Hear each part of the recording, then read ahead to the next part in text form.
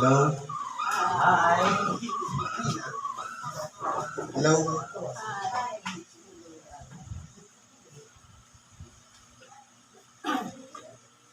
Hi.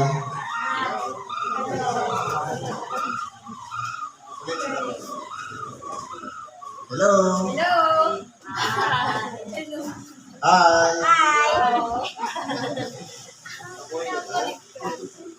Hi! Sa pagkakuha ng ibang medyo lahat kasi magkako natin.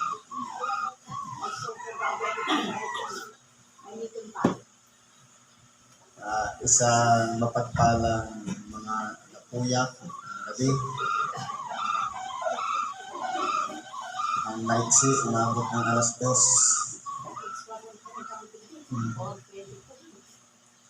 Ngayon po, nandito tayo sa pag-aaral, kalawang bahagi, ang pakikibahagi ng Ebanghelyo. Napakaganda po ng mensahe ngayon. Kung sa isang salita, pag inugnay mo, pagkain. Katulad din yan natin, kapag may isang okasyon, wala naman tayong iniisip, hindi yung programa sa pupuntahan natin, kundi may pagkain kaya doon. Ang ganun yan. Siyempre, magugutom kapag natin mo doon. Basahin natin ang unang aralin ayon sa Ebanghelyo ni Apostol Mateo, Kapitulo 15, versikulo 1 hanggang 9. Nang magkagayoy, nagsilapit kay Jesus mula sa Jerusalem ang mga Parisiyo at ang mga eskriba na nagsisipagsabi, bakit ang iyong mga alagad ay nagsisilabag sa salit-saling sabi ng matatanda, sapagkat hindi sila nangaguhugas ng kanilang mga kamay pagka nagsisikain sila ng tinapay. Ngayon po, kung aralin natin ang mensaheng ito, ang mga Parisiyo at ang mga eskriba, kumbaga, nung mabalitaan nila na ang ating dakilang Panginoon mula sa Jerusalem, kumbaga palabas siya, sinalubong siya ng mga Parisiyo at mga eskriba. Pero ang purpose nila, magpuna. Dahil, ang nakita nila, pinagbatayan yung salit-saling sabi ng matatanda. Kumbaga, yung sa panahon natin ngayon, pamahiin na sinabi ng matanda, ipinasa sa anak, naging matanda na rin yung anak, hanggang sa nagsalin-salin na itinuturo na dapat kapag kakain ng tinapay, kinakailangan maghugas ng mga kamay.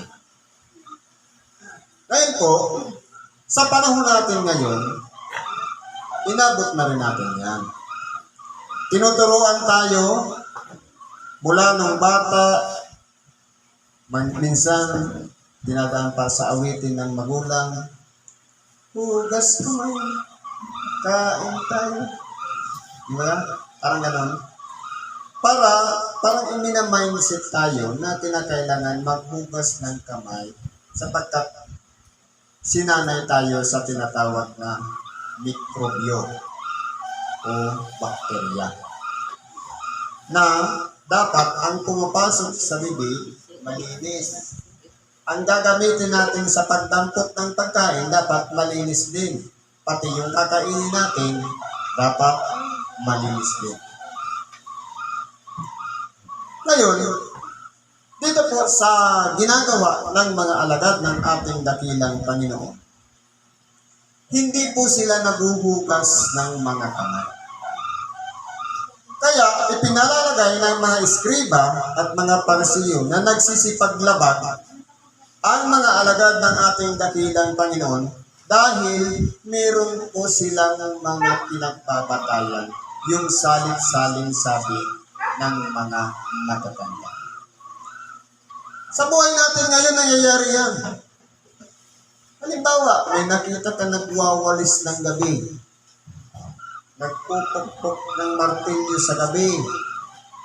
O kaya naliligo kapag may burol. Napakaraming mga pamahiin. Ang tanong, saan magaling yun? Katulad din ito, salit-saling sabi ng mga matatanda. Ngayon, kapag ang isang tao gumawa ng isang ideya at pinaniwalaan at nangyari yung nauukol doon sa sinabi, magiging, kumbaga, ipapamana yun sa isa hanggang sa maging salit-saling sabi. Ganun po yun. Siyempre, kahit naman tayo, kapag ang isang bagay hindi natin pinaniniwalaan, hindi naman tayo o hindi naman mangyayari yan. Pero kapag pinaniwalaan natin ang isang bagay, mangyayari po yan. Katulad yan ng halimbawa, inabot ka lang ng ulan. Ang pananalig natin, baka ako sipunin. Di para natin hiningi, nasisipunin tayo.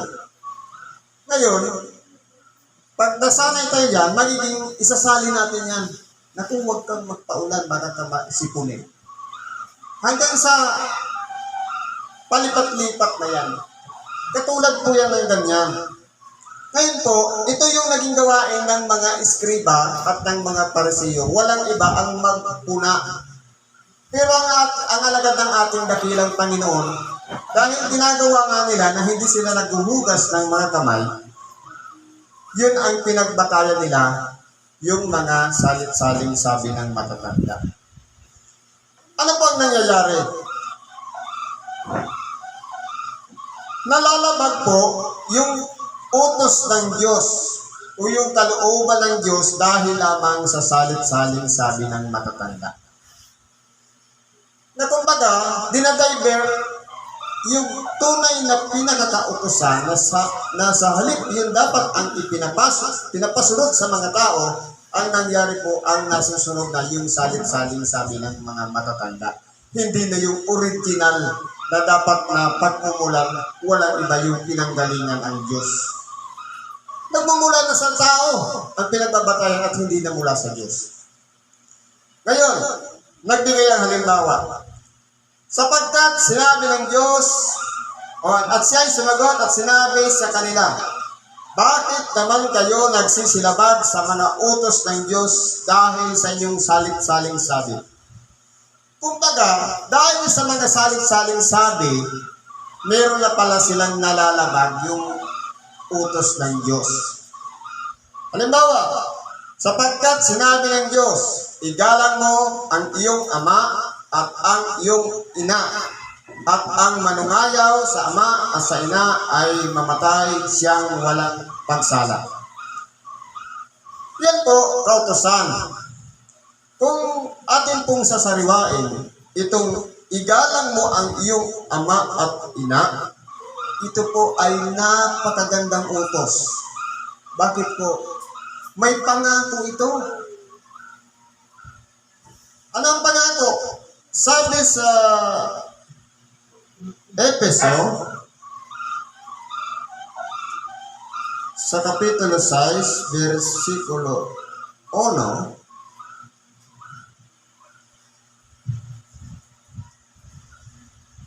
hanggang sa 3. Mga anak, magsitalima kayo sa inyong mga magulang sa Panginoon, sapagkat ito'y matuwid. Igalang mo ang iyong ama at ina na siyang unang utos na may pangako. Upang yumaon kang mabuti at ikaw ay mabuhay na malaon sa lupa. Ngayon po, bakit siya naging unang utos?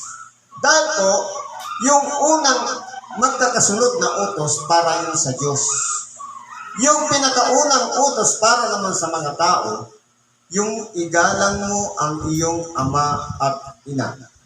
Ngayon na lang yung tinuro sa eskwelahan ng paggalang. Magmano, magsalita ng po at opo. Pero ang pinaka-importante po dito, respeto sa magulang. Dahil pagka minsan, lalo sa panahon ngayon, minsan ang anak, pag sinugo mo o kay inutusan mong magsaing, kapag hawak-hawak ang cellphone, minsan sunog na yung sinaing, hindi pa naaamoy. Dahil po, doon pa nang nababaliwala na yung nalalapastangan na yung magulang. Pero ano po ang benepisyo ng paggalang sa magulang, sa ama at ina, upang mabuhay ka ng malaon at maging mabuti ang iyong buhay sa lupa. Dalawa ang benepisyo. Mapapabuti ang buhay at mapapahaba ang buhay. Paggalang lang yan sa magulang, sa ama at sa ina. Pero ano pang nangyari dito? Dapat sinasabi ninyo, sino mang magsabi sa kanyang ama o sa ina, yaong mangyayaring pakinabangan mo sa akin ay hain ko na sa Diyos. Dito pa nga lang sa kautusan ng Diyos, ang manungayaw. Ibig sabihin yung manglait sa kanyang ama at ina, kamatayan po ang hatol. Pero yung paggalang sa kanyang ama at ina, mahaba naman ang buhay na matatanggap ng mga batang gumagalang. Mapapabuti pa ang kanyang maghapon. Ngayon po, kung aralin natin, mahigpit ang pagpapasunod ng Diyos sa aral na ito, sapagkat kasama ito doon sa 10 utos na ipinagkaloob kay Moises na siya naman dapat na nilalakaran natin. Respeto sa magulang, sa maiksing salita. Ngayon ang nangyari, na kumbaga, anumang naitulong ng anak sa kanyang magulang, inalay ko na yan sa Diyos. Nawawala na yung respeto. Dahil kumbaga, kaya yung magulang, nung maliit pa tayo, inaruga tayo, pinalaki, pinakain, binigyan ng wastong edukasyon, nabuhay, ng mabuti sa lupa. Nung nagkaroon na o dumating na sa panahon, na nagkabaliktad na, yung magulang na ngayon ang mahina, yung anak na ngayon yung malakas. Anumang ambag na naitulong ng anak sa kanyang magulang na nanghihina na may karamdaman na sasabihin natin, offer ko na yan sa Diyos, lahat ng ibinigay ko sa iyo. Dad, mom, o tatay, nanay, o papa, mama.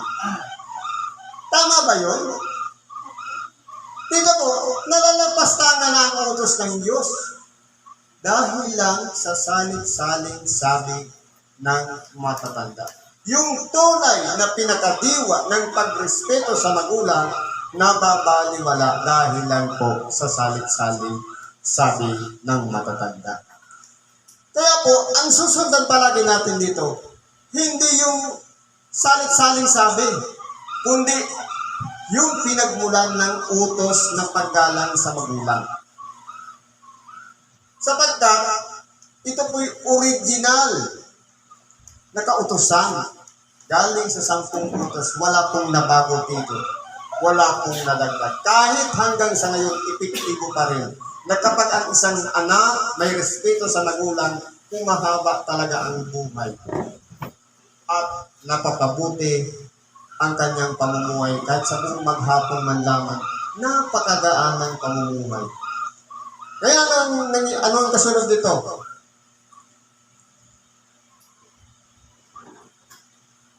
Yung nangyaring pakinabangin mo sa akin ay hain ko na sa Diyos, ay hindi niya igagalang ang kanyang ama at niwalan niyang kabuluhan ang salita ng Diyos dahil sa iyong salit-saling sabi. Ibig sabihin, nag-Bible kasi ng salit-saling sabi na dapat sana yung utos ng Diyos ang nangyayari, na dapat yun ang nasusunod, napapalitan po siya ng mga salit-saling sabi. Anong tawag doon sa nagpapatupad noon? Mga mapagpaimbabaw. Mabuti ang pagkahula sa inyo ni Isaias na nagsasabi, ang bayang ito'y iginagalang ako ng kanilang mga labi, datapwat ang kanilang puso ay malayo sa akin. Datapwat walang kabuluhan ang pagsamba nila sa akin na nagtuturo ng kanilang pinakaaral ang mga utos ng mga tao. Kaya po, sa atin po, para hindi tayo paratangan na tumama doon sa iniaral o hula ni Isaias, dapat po sundan natin yung mga kautosan ng Diyos, hindi po yung utos ng tao. Sapagkat yun po yung pinaka-importante. Bakit may mga kautosan ng Diyos? Para ang tao magkaroon ng hangganan ang kanyang mga ginagawa. Para magkaroon ng pag-iingat nang sa ganon, ano man na bagay na hindi na naaayon sa kalooban ng Diyos, yun na yung ibibilang na kasalanan. Yung tinatawag na paglabag o hindi pagsunod. Sapagkat kung walang kautusan, wala pong pagbabatayan, wala tayong lalabagin. Dahil nga sinasabi, walang matuwid, wala kahit isa, kundi ang lahat ay nagkasala. Isa-isahin natin yung 10 utos.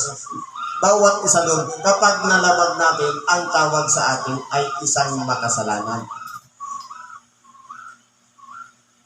Sapagkat po, ang kasalanan ay paglabag o pagsalangsang sa mga kautusan. Ito pa nga lang, isang kautusan pa lang, 5 kautusan.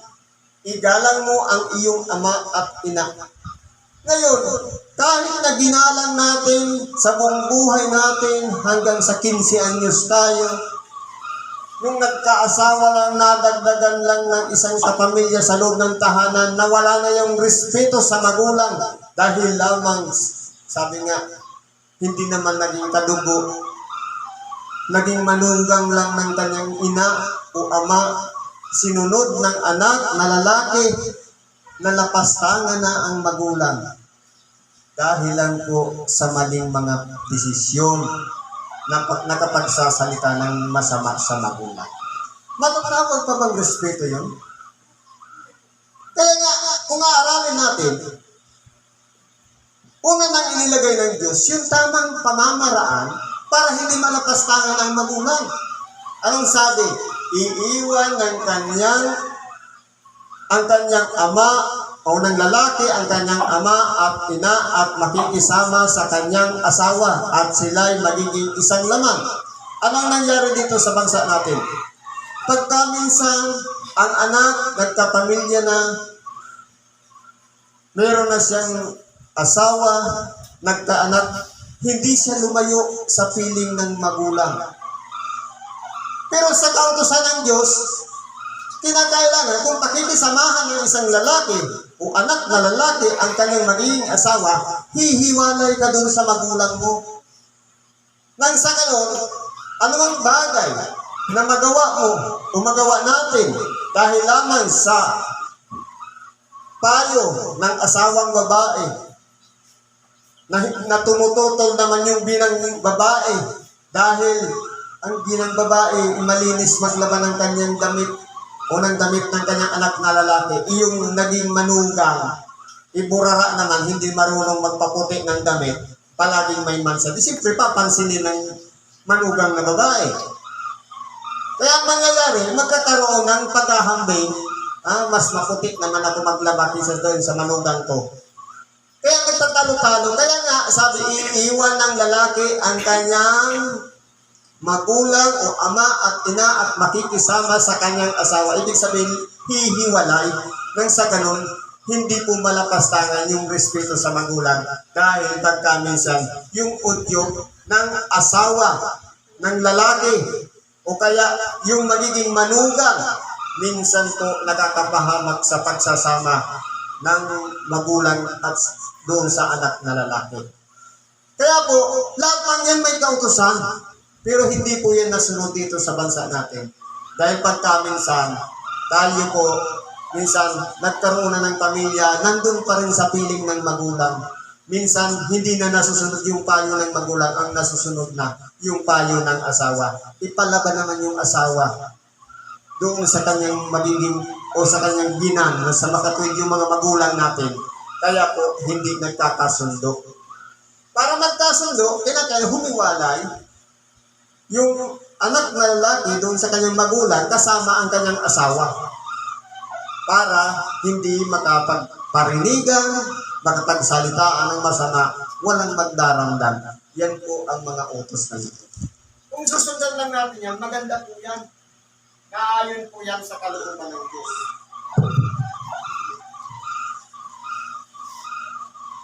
Kaya po sa atin po, tinuturuan tayo, bumalik tayo sa original na version ng mga kautosan.